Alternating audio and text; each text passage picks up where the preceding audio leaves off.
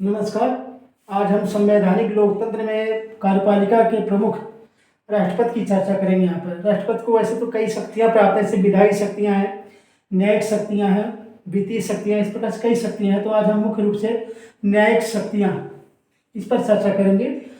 राष्ट्रपति पद का उल्लेख जो है अनुच्छेद 52 से लेकर के 62 तक है, लेकिन उसकी शक्तियों की जब हम बात करते हैं तो इसके इतर मान 52 और 62 के इतर भी कुछ अनुच्छेदों में उसका वर्णन है। तो न्यायिक शक्तियों की बात जब हम करते हैं तो आप जो है अनुच्छेद 50 में इसका वर्णन है, अनुच्छेद 72, अनुच्छेद 143, अनुच्छेद 217, अनुच्छेद 224 और अनुच्छेद 145, इन अनुच्छेदों के तहत हम राष्ट्रपति की न्यायिक शक्तियों की बात करेंगे।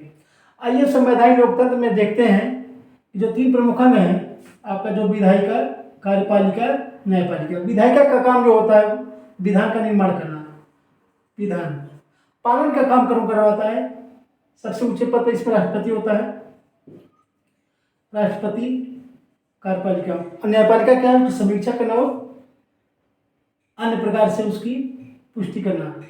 तो आप देखते हैं ये दोनों बात कार्यपालिका और विधायिका राष्ट्रपति के अंडर में होती हैं, ठीक है, दोनों से जुड़ा हुआ होता हो। लेकिन न्यायपालिका की बात होता है, न्यायपालिका को कार्यपालिका से पृथक कर दिया गया था। वैसे अंग्रेजी शासनकाल में ही इसका पृथक कर दिया गया था, लेकिन भारतीय संविधान के अनुच्छेद 50 में स्पष्ट रूप से दोनों को अलग कर दिया गया। यहाँ पर अनुच्छेद 72 की जब बात करते हैं, राष्ट्रपति को क्षमादान की शक्ति है। न्याय के क्षेत्र में क्षमादान की शक्ति है, लेकिन दंड देने का जो प्रावधान न्यायपालिका को था उसमें क्षमादान की शक्ति राष्ट्रपति को दे दी गई है। अब क्षमादान मतलब क्या होता है?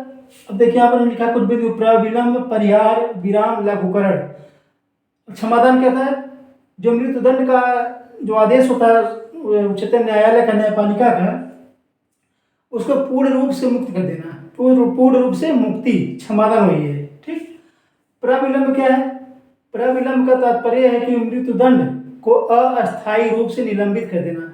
बहुत लोग पूछते हैं प्रविलंब, परिहार, लघुकरण क्या है, ठीक है, कंफ्यूजन बना रहता है। तो प्रविलंब का मतलब यही है कि जो मृत्युदंड का अधिकार न्यायपालिका देती है उसको अस्थायी रूप से निलंबित कर देता राष्ट्रपति, हमेशा के लिए नहीं, अस्थायी रूप से।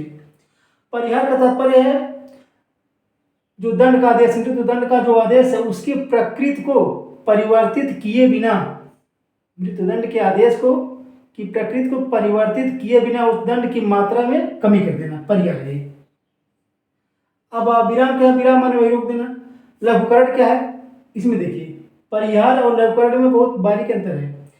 परिहार में जहां हमने बताया कि मृत्युदंड की प्रकृति को परिवर्तित किए बिना दंड की मात्रा को कम कर देना था, वहीं लघुकरण में क्या है? मृत्युदंड की प्रकृति को परिवर्तित करके दंड की मात्रा को कम कर देना, ये लघुकरण है, ठीक।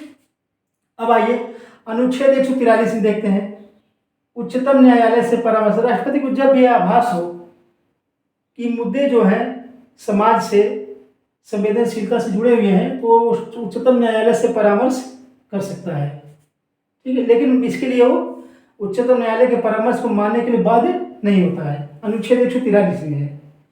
अब आइए अनुच्छेद 217 में देखते हैं। 217 क्या है? HC जजों की नियुक्ति, हाई कोर्ट के जजों की नियुक्ति, उच्च न्यायालय जो राज्यों में स्थित होते हैं उच्च न्यायालय, उनके जजों की नियुक्ति है।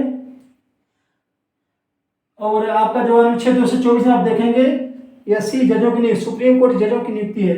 अब आप देखेंगे अनुच्छेद 217 और अनुच्छेद 223 में सिर्फ जजों की नियुक्ति नहीं है, जजों के ट्रांसफर, स्थानांतरण की प्रक्रिया का जो अनुमोदन होता है वो भी राष्ट्रपति ही करता है। स्थानांतरण ये संबंध का जो है वो भी राष्ट्रपति करता है। अनुच्छेद 145 में आप देखें न्यायालय, हमने लिखा है न्यायालय नियमों का अनुमोदन। न्यायालय नियम के न्यायालयिक प्रक्रिया, जैसे उसमें क्या है? मुख्य न्यायाधीश का चुनाव, वैसे इसमें होता है कि न्यायालय जो नियम होते हैं संसद के द्वारा ही पारित किए जाते हैं, लेकिन जो अंतिम अनुमोदन होता है वो राष्ट्रपति के द्वारा ही किया जाता है, ठीक है।